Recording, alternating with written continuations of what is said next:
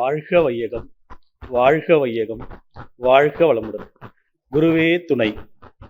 இங்கே கூடியிருக்கும் அனைவரை வணங்கி பேச ஆரம்பிக்கிறேன். ஒரு பாரதியார் கவிதையை ஒன்று சொல்லி ஆரம்பிக்கிறேன்.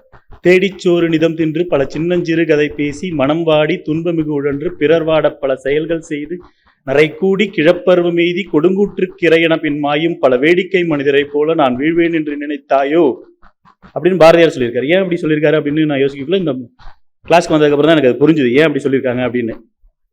இந்த பிரம்மஞான பயிற்சியில் தான் சொல்லியிருக்காங்க. நம்ம ஏன் அந்த மாதிரி அவர் சொல்லியிருக்காருன்ற விஷயத்த. அதே மாதிரி பாரதியார் சொல்லியிருக்காரு, காக்கை குருவி எங்கள் ஜாதி, நீல் கடலும் மலையும் எங்கள் கூட்டம்னு சொல்லியிருக்காரு. அப்போ வந்து எனக்கு இதுக்கு அர்த்தம் புரியல. இங்கே வந்து நம்ம தியானம் பண்ண ஆரம்பிச்சதுக்கு அப்புறம் தான் ஏகோசர் அப்படி சொல்லியிருக்காங்கன்னு என்னால் புரிஞ்சுக்க முடிஞ்சுது. இந்த பிரம்மஞான பயிற்சியில் வந்து நிறைய விஷயம் கற்றுக்க முடிஞ்சுது என்னால். அப்புறம் பார்த்தீங்கன்னா, நான் ஆணா பிறந்ததை வந்து நான் ரொம்ப பெருமையாக நினச்சிட்டு இருந்தேன். நான் ஆண் அப்படின்ட்டு. இந்த ஐயா வந்து பெண்மையை பற்றி சொல்லியிருக்கிற விஷயமும் தாய்மையை பற்றி சொல்லிய விஷயத்தையும் படிக்க ஆரம்பிச்சதுக்கப்புறம் பெண்களை போற்றணும், பெண்கள் தான் நம் நாட்டின் கண்களுங்கிறத நான் உணர்ந்துக்கிட்டேன். அதே மாதிரி பார்த்தீங்கன்னா, சினம் தவிர்த்தல், கோபம் நிறைய வரும் எனக்கு. இந்த சினம் தவிர்த்தலை பற்றி நிறைய தெரிஞ்சுக்கிட்டேன்.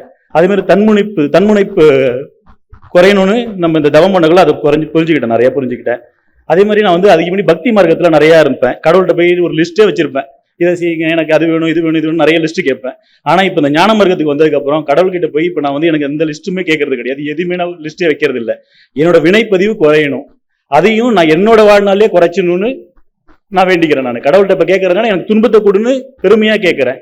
தவம் பண்ண பண்ண துன்பம் பொன் போல மிளிரும் அப்படின்னு சொல்லியிருக்காங்க. இதெல்லாம் நான் உணர்ந்து பெண்மையை போற்றுவோம், வேதாத்திரியத்தை வாழ்நாள் முழுவதும் கடைபிடிப்போம் என்று எனக்கு வாய்ப்பளித்தமைக்கு நன்றி கூறி விடைபெறுகிறேன். நன்றி, வணக்கம்.